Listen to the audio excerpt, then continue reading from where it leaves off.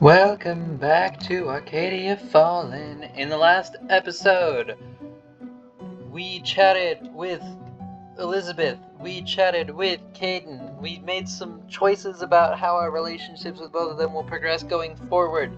Then we came to get some ingredients from Quinn and found Quinn and Anne arguing. So that's nice. I just don't understand why you are being so stubborn.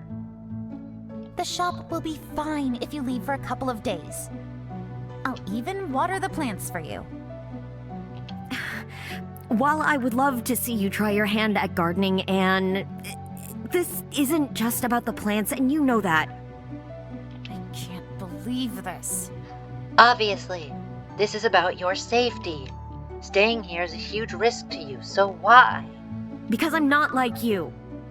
I'm not gonna run away as soon as an obstacle presents itself. Anne looks struck and Quinn winces. Anne, I'm sorry. That was uncalled for. Anne turns on her heel and leaves the shop, pushing past you without a glance. Quinn sighs and leans against the counter. Well, that didn't go the way I planned. Sorry, you had to see that.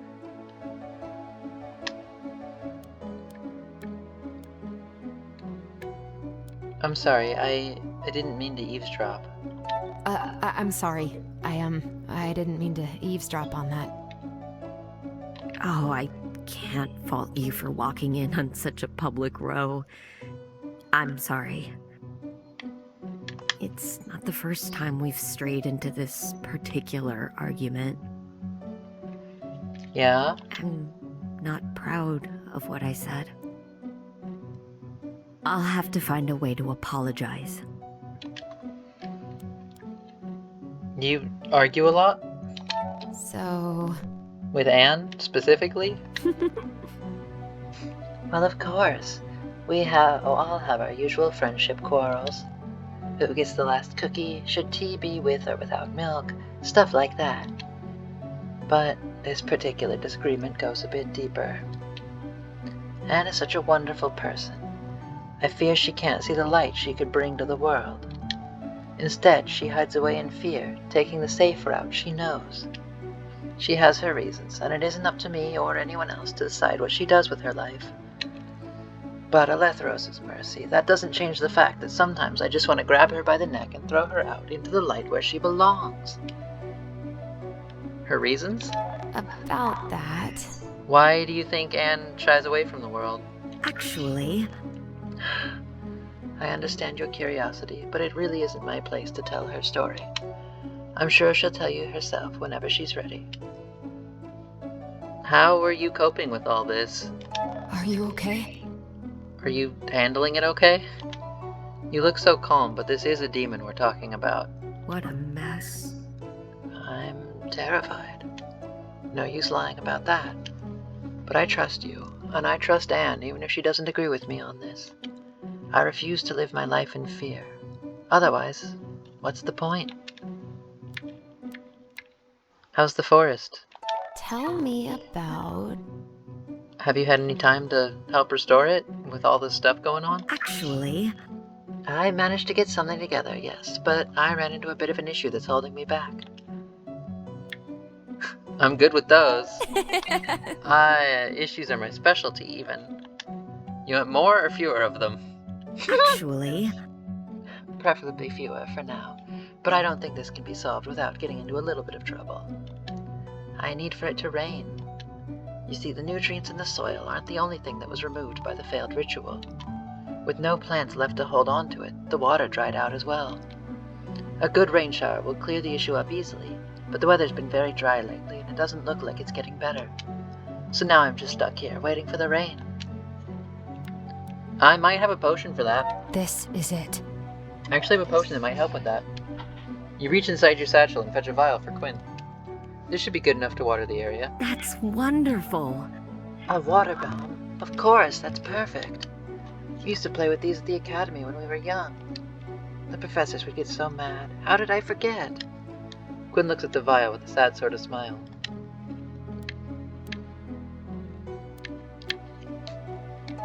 Really? What's this? You were a naughty student, Quinn? That's a surprise. We were all kids once. Things used to be a lot more simple when we were still kids at the Academy. I can't fault Anne for wanting to return to that time. Anyway, thank you so much for your help. I'll let you know how it goes. Also, can I ask more about nature magic? Since I'm already here and it's a question. I love I questions. have some questions. How does it work exactly? Actually, There are several schools of magic that are taught at the Academy. Most of them require knowledge and training, but nature magic is a field that requires a more natural affinity. Our souls resonate with the life force of nature, and from that connection, we can push or pull to make things grow or wither. There aren't many of us, and we who exist usually live a more solitary lifestyle, away from our peers, preferring the company of nature rather than of other people. Why solitary? Really? Why would you choose that solitude for yourself? just imagine. We just connect with nature easier than people. The flow of magic energy we share makes understanding nature like breathing. It's said nature feels the same way. Plants and trees will grow brighter and higher if a nature mage is near, and even spirits are drawn to us because of this connection. All of which serves to alienate us from our peers, so to say. What other schools of magic are there? Tell me about... Did you know? Oh, well, I'm a nature mage, as you well know, just as you know Anne to be a tinker mage. Then there are the illusionists, those who specialize in magic that dazzles and entertains. And finally the menders, those who study the human body and how to heal and cure sickness and wounds. Elizabeth needs ingredients. I wonder... Elizabeth is going to help me brew some words for your shop, but we need the ingredients. Can you help? Oh, you'll love this. Of course, I'll get these for you right away. That should be everything. Here you go. Thank you Thank you. so much, Quinn. It was no trouble. Good luck with the potion making. Time for me to go. I'll be off then. I should go get working on some potions then. Okay, Artemis. Take care. Oh, now I can talk to Anne. Now I can talk to Anne. Now I can find out Anne's side of that. Maybe. Maybe not. We'll see. You find Anne hiding away inside her lab, eyes focused intensely on some welding work she's doing. It takes you a moment to realize that the sparks melting the metal aren't coming from some sort of tool, but rather from Anne's hands themselves. Her gloves are lying on the table, her sleeves rolled up to her elbows as yellow magic crackles like lightning around her pale fingers. Oh. I didn't even, process that I hadn't seen her hands and arms before. Huh. You've never noticed them before, but in the bright light, it's easy to make out outlines of thick, gnarled scars running up to her forearms. The light dims, and Anne pushes up her welding glasses, finally spotting you. Ah, you? What are you doing here? I didn't call for you. Did I? No, it's about earlier. You see... I just wanted to check in on you. I'm sorry, I didn't mean to pry, but I accidentally overheard you and Quinn earlier, so here I am. Anne sighs and puts down her work. I'm okay. Thank you for asking. Quinn and I have had this discussion many times now. We argue, someone gets angry and walks, we return later with cookies, and all is fine.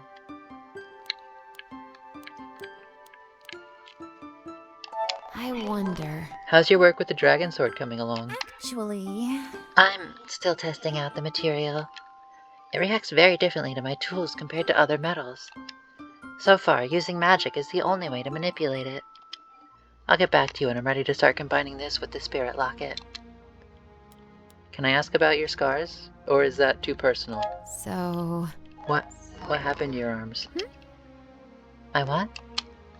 Anne blinks, then looks down, realizing she isn't wearing her gloves, and then sighs.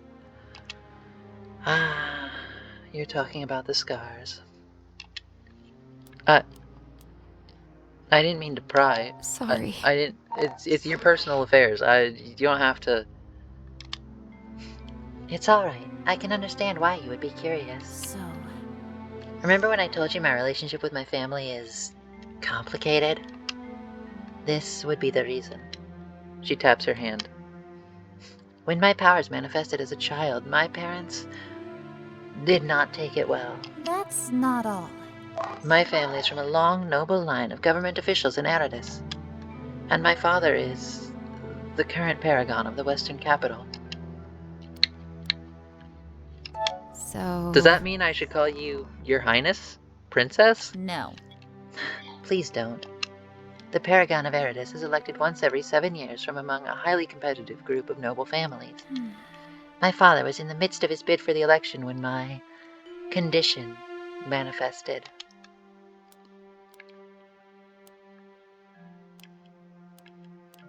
And Huh? I don't see why that's a problem unless it's a...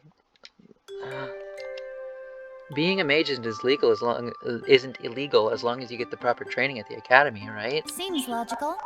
That's the law, yes. But politics rarely play by the law. I was worried you were gonna say that. Actually, Aratus is a bit special when it comes to the politics surrounding magic. So kind of almost like a reverse of Tevinter from Dragon Age. Since I was just playing Dragon Age recently, I'm freshly thinking about it. So that's, yeah. Unlike the northern capital, which has always been strictly anti-magic, or the central capital,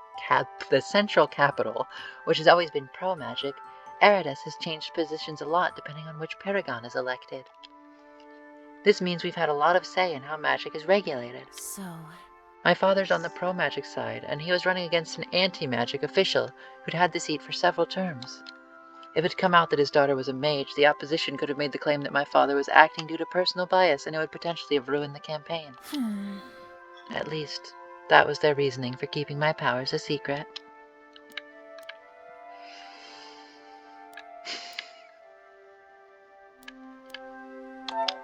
That's awful. a terrible way to treat your child. My father believed some months of discomfort for me would be worth it to remove the current paragon from his seat.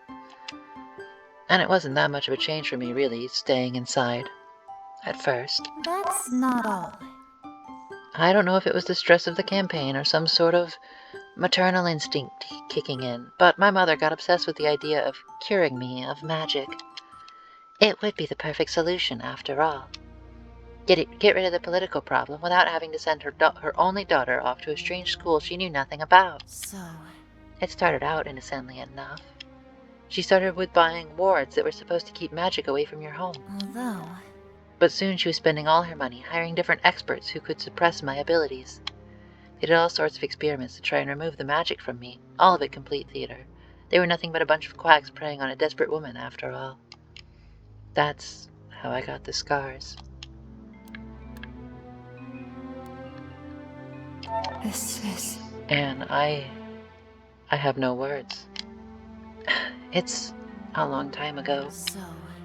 When my father was eventually elected and returned home to discover what my mother had done, things exploded. He tried to salvage the situation, but before he got the chance to cover things up again, I was saved. Demon hunters had been investigating my family for other reasons and stumbled upon my parents' dirty secret. The political scandal that followed was disastrous, I've heard, but I was thankfully spared all that. The hunters took me from that place and to the academy, my one true home. Actually... That actually explains a lot, especially awareness of the outside world. that's not all. I want nothing to do with it. If my parents had just been some fairy tale villains who hurt me out of malice, it would be much easier to dismiss my experience as an outlier. But it is the system that allowed this that I cannot forgive. I can't believe this. I was mad at the world for treating people like me like we're monsters to be feared. I resented my parents for their fear, their ignorance to actually trust some crooked loony over the medical professionals I knew they had access to. And I hated that man, that expert who was just a glorified salesman, living high on the fears of the desperate, selling cures and solutions with lies and deceit. I never wanted to return to that place, to that world. That's a past tense. That's a past tense. Something's changed. So... That's why Quinn and I can never seem to agree on this. They want to believe there's good in everyone. I know that everyone has the potential to act like a monster. So you're both right. It's Life just... at the Academy is so much simpler. There's none of that political theater, just experts, real experts, pouring their hearts into the pursuit of new knowledge. Teaching people to be critical, to be curious, to never stop asking questions. The world outside will never come close to that. Okay, that part's... I'm suddenly much more sympathetic to Anne than I had been, for multiple reasons. But yeah, I get that.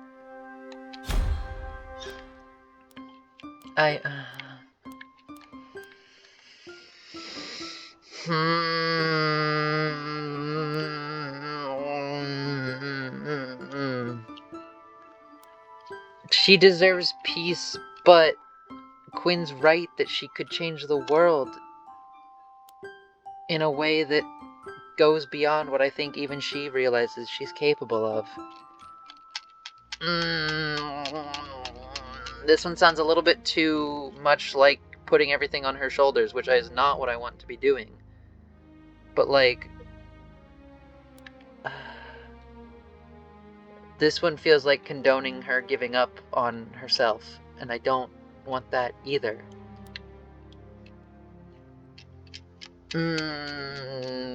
But I don't like this answer because this one also feels like the same thing that's told to every gifted kid, that they'll change the world, and then the pressure that they put on themselves means that they amount to less than they could have if they'd just been quote-unquote normal. But it's what I'm gonna say because in this case it's literally magic and she's so much more capable than she gives herself credit for. About that... I won't say the world is perfect. Far from it. But if people like you just turn your back on it, then it will never change. These people you hate so much will just continue unopposed, hurting even more people. Is that really what you want? Yes. I think I've made it quite clear I don't care about anyone outside the Academy. Oh. So, we don't matter to you either? Why? That's not... You're all different, I mean. Stop looking at me like that. I can't believe this. If you're gonna be that way, then please just leave. I've got important work to do. Anne turns away from you and returns to her table. I hope I've made her think about it at least. Sparks fly from her hands as she begins welding again, never sparing you a glance, and you figure that's as direct a dismissal as you'll get from her, so you leave. Man, how's the work on the locket coming along? I'm making good progress. Now that we know the true purpose of this spirit alchemy, it's making my work a lot easier. Somehow I doubt that, but it's good to know you're feeling optimistic. No, Something on your mind? I was just realizing. If things were different, you'd make for quite the demon hunter, Anne. Oh, please. Mages can't be hunters. You know that. What if they could? Would you want to become one? That's an interesting question. Had you asked me years ago, I might have jumped at the opportunity. They saved me after all. But I'm starting to realize that the hunters didn't save me. They put me on the right path, for sure, and I will always be grateful. But I'm the one who saved me. Exactly. I picked myself up and got this far, and I'll be the one making my dreams come true. I am glad to hear it. I'm sure you'll succeed. Well, obviously. I am a genius, after all. Yeah. How did it go? Let's make these wards. Actually, wait, I'm here to practice because I have new ingredients that I want to play with. Maybe I should end this episode, actually. It's a little bit long. Yeah. Bye-bye. I love you. Hope you're enjoying.